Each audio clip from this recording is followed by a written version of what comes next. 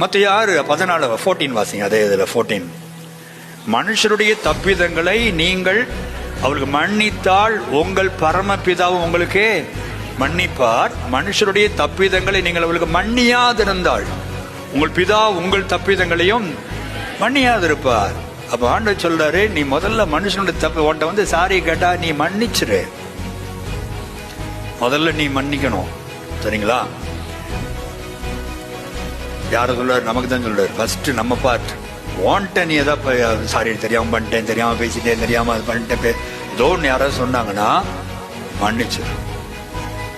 அதை எப்படி மன்னிப்பேன்? இவ்வளவு பெரிய காரியம் பண்ணிருக்கேன், நான் எப்படி மன்னிப்பேன்? எல்லாத்தையும் மன்னிச்சிடணும். இந்த காரியத்தை மன்னிக்க மாட்டேன். இந்த டயலாக்லாம் நீ பேசுனீன்னா இதே டயலாக கர்த்தர் ஒன்ன பார்த்து பேசுவார்னு பைபிள் சொல்லு. மன்னியாதிருந்தால் பரலோகத்திற்கிற உங்கள் பிதா. நம்ம ஜெபம் பண்ணும்போது, ஆண்டவரே இன்னைக்கு இந்த நாள் முழுச நாங்கள் காப்பாற்றின ஸ்தோத்திரம், ஏதாவது என் வார்த்தையிலோ செயலிலோ பார்வையிலோ இருதயத்திலோ என் கரத்திலோ ஆண்டவரே நான் ஏதாவது தப்பு பண்ணிதான் என்னை மன்னிங்க ஆண்டவரேன்னு சொல்லும் போது கர்த்தர் சொல்ல, நிறுத்து, அதெல்லாம் நான் என்னால் மன்னிக்க முடியாது. ஏன் ஆண்டவரே மன்னிக்க மாட்டேங்கிறீரு? நீ அங்க மன்னிக்கல, நான் ஏன் உனக்கு மன்னிக்கணும்? உனக்கு விரோதமா பேசுறவனே நீ மன்னிக்க மாட்டேங்கிற, எனக்கு விரோதமா நீ எவ்வளவு பேசியிருக்கிற, எவ்வளவு முறுமுறுத்து இருக்கிற. ஒரு அற்புதம் நடக்கலைன்னா நீங்களாம் ஒரு ஆண்டவரா, நான் ஜெபம் பண்ணி என்ன பிரயோஜனம், இனி சர்ச்சைக்கு வர மாட்டேன். எவ்வளவு தூரம் என்னை இகழ்ந்து பேசி இருக்கிற.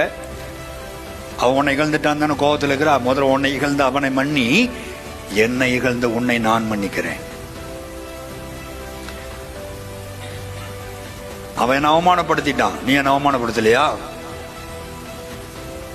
நீ என்ன அவமானப்படுத்தலையா?